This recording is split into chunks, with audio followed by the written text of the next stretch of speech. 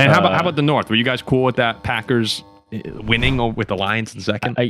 I think the line. I have to check in more to the schedules. I'll admit that. I just think the Lions are going to get healthy. I mean, hopefully more healthy than they were last year. Mm-hmm. And I just think that right now they're a better team than the Packers. I'd probably put them in first place. Okay. What do you think, Ziggy? I'm puzzled, Paul, at how you can say, look, the Rams are better enough than the 49ers that I just trust them to win head-to-head twice, so I'm putting them winning the West. But you're not saying the same thing about the Lions over the Packers in the North. Mm-hmm. This Lions team, top to bottom, has consistently shown they are better than the Packers when they're in form. And I just don't think losing a couple of assistant coaches is enough for me to think that they're not clearly the best team in this division. They're probably beating the Packers twice next year. And I think that makes it very, very hard for Green Bay to win the division. You can really talk me. You can easily talk me into Detroit in first. I like Detroit. Detroit, I just don't expect to have another 15-2 season.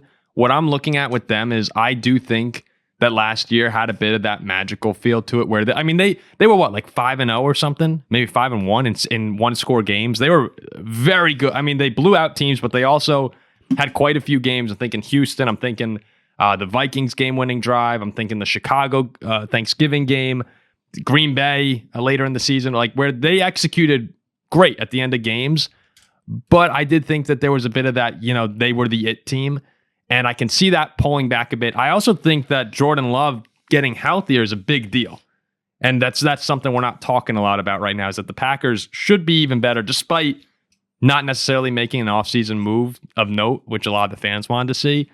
And then the determining factor to me was I just look at that Lions schedule, and it's hard. Like I was saying, outside division, at Commanders, at Eagles, at Bengals, at Ravens, at Chiefs, at Rams. That's Stafford, Mahomes, Lamar, Burrow, Hurts, and the defending champions, and Jaden Daniels all on the road. That could be 6 losses. Like that could be. It probably won't because the Lions are so talented. But I mean, that is a brutal road. Like on the other side of that, the Packers get those games at home. They get the Eagles, Commanders, Ravens, and Bengals at home. But you're talking about that first versus second place schedule. The differences in those games are the Lions had the Bucks, the Chiefs, and the Rams. The Packers had the Panthers, Broncos, and Cardinals. Like that to me was enough to say, all right, I'm gonna lean Green Bay right now. But I get it. Like the Lions are awesome and they should be great again. Detroit is just so good. I think better than Green Bay, and lost pretty much their entire defense last year. Still got the number 1 seed. I just feel like with them getting healthy again, I want to see Green Bay and Jordan Love now prove to me that they can win more than 9 or 10 games. Mm-hmm. And once they do it, I'll be like, all right, you know what? Maybe they're taking over this division. What they have? Didn't they have 11 last year though? I thought they had 10, right? I thought it 11? Thought they had 11. But it was a quiet double digit season. Until they beat Detroit.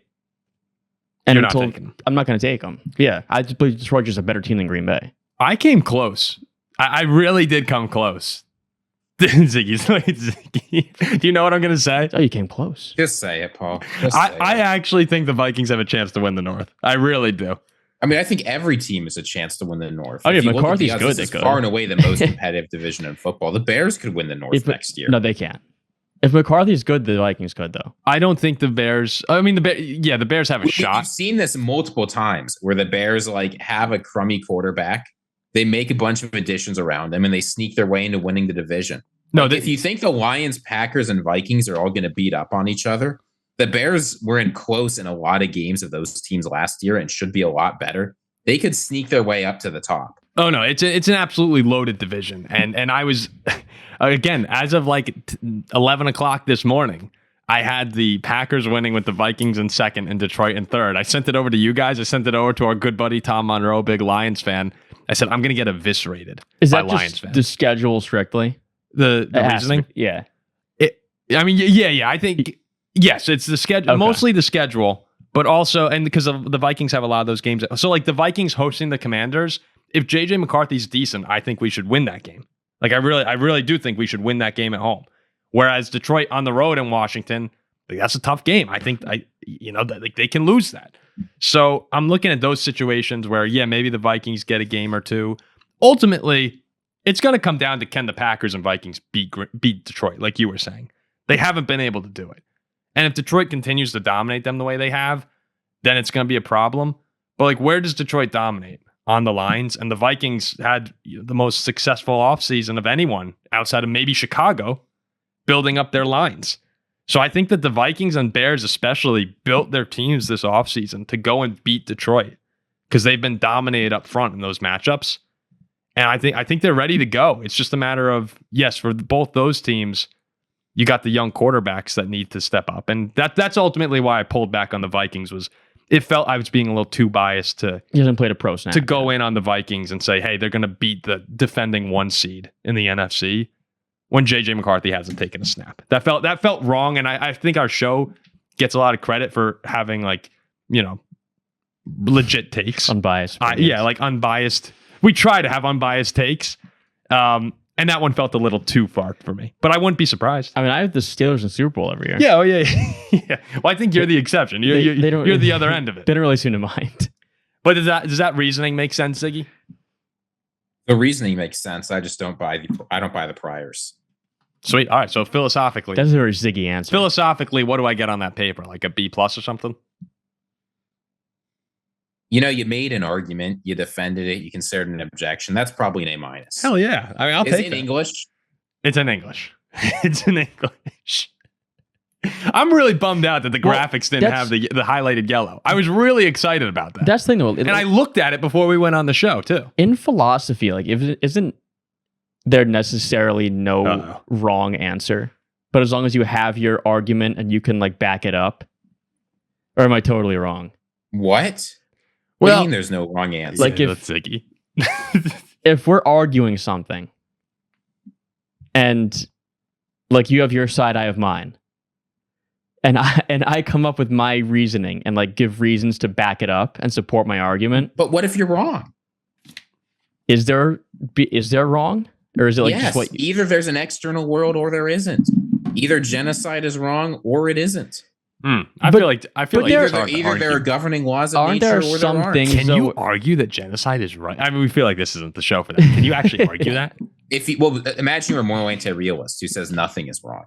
Nobody points at genocide in particular and says that's right. But some people say that nothing is wrong. Oh, okay. So this is a deeper. That's very uncommon, but it is of use. Okay. So I'm always right. I was just clarifying that for anyone who was listening and going Ziggy thinks genocide could be right. It's a deeper meaning. It's what my less intelligent students that are gripped by a certain kind of moral relativism put this out there. No professional philosopher except one actually thinks this. So I just point at them and laugh, and then they're quiet again. I mean, dude, what do you think this guy commands on the open market? If we hadn't signed Ziggy, this is like locking up Jefferson to a $35 million contract, and next year Chase goes for 40+. You're looking at this deal, and you're like, how did we get away with this? This is unbelievable. Yes. It's like Stephen A. Can you imagine what the deal of the year? Well, after Stephen A. goes for $20 million a year, Ziggy's on here operating on his contract, and it's like a steal. We've got Ziggy locked up. And Ziggy's not holding out too. It's just kind of kind of amazing. It's like taking Zach in the last round of rec basketball. Yeah, that was actually a bigger steal. That was a huge steal. I mean, Ziggy, you should have seen Zach slide down the draft boards. No one says a word. We hyped him up too much though. The last year, Zach was the best defender in the league, and he went in the last round. Yeah, it was. Can you believe that? It was prime Marcus Smart defense. Great. Yeah.